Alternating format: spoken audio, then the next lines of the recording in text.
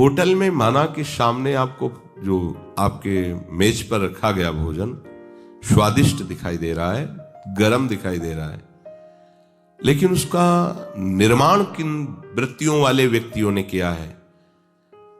वो जो नौकर हैं उनको पता नहीं कि स्नान करके पवित्र होके किस तरह से कैसे हमें भोजन बनाया, तो वो सात्विक है या राजसिक है या तामसिक है। उनको इसका ज्ञान नहीं। वो कहीं भी किसी भी अंग को छूते हुए अपने कार्य करते रहते हैं, क्योंकि उनका ज्ञान ही नहीं, उनका केवल ड्यूटी बाय ड्यूटी है। दूसरी बात है कि जिस रसोई में अभक्ष पदार्थ रांधे गए, होटल है, उसमें अंडे हैं, मांस है, ऐसे, और आपसे कहा जाता है कि हमारे यहां वेज और नॉन वेज दोनों हैं, तो अब उस रसोई में आप सोचो कि हम मांस आदि तो पाते नहीं है, लेकिन वो कम भी नहीं है मांस से जहां रसोई बनी है। वो आपकी बुद्धि वैसे ही भ्रष्ट करेगी। अब जब जो बहुत ही जैसे राज सैनिक हैं, आर्मी आदि की व्यवस्थाएं हैं, अब उनके लिए हम शासन नहीं दे सकते शास्त्र का इस रूप में, क्योंकि राजकीय विभाग के ऐसे घोर कर्म में उनकी सेवा लगी हुई है कि उनको ऐसा नहीं कि वो फल फूल खा के 2-4 दिन रहे, नहीं, उनको चाहिए अन्न, चाहे आप बॉर्डर में लगे हुए रात दिन उनको। तो जैसी भी परिस्थिति हो, नाम जप करो, नाम तुम्हारा मंगल कर देगा। वहां भगवान जान रहे कि उसकी परिस्थिति ऐसी है, पर यदि आप रह सकते हैं तो पवित्र आहार पर दृष्टि डालिए।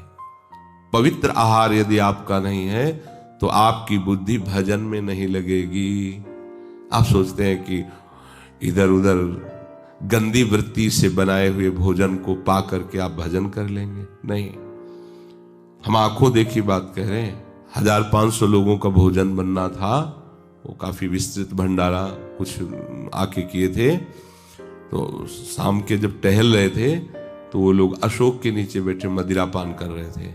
जितने रसोई बनाने वाले थे पान करके मसाला की पुड़िया मुख में डाल के और फिर रसोई बना रहे थे, और उसी रसोई का संतों को भोग लगना था, श्री जी को भोग लगना। क्या भोग लगेगा? क्या बुद्धि भजन में लगेगी? मदिरा पान करके वो बना रहा है, ऐसा राक्षसी भोजन भला श्री जी भोग पाएंगी? अच्छा, बनाने वाले ने पैसे दे दिए, पाने वाला उस समय पाएगा जब खुशबू से गरम गरम सामने आएगा। लेकिन ये दृश्य तो वही देखा ना जो वहां है 24 घंटे। अब इस दृश्य को हम बोले तो एक परिकर आया था दाल बाटी चूरमा संतों को पवाने के लिए। सुबह की बात है, भारी परात में पैरों से आटा लगाया जा रहा था।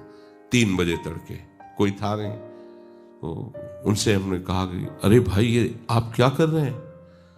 उनका आटा लगा रहे हैं। हम कहा इससे आटा लगाया जाता है, क्यों आप ऐसा कर रहे हैं? अरे बोले जब हजारों संतों को बाटी चूरमा पवा, तो उनको आप समझ रहे हो कहाँ हो?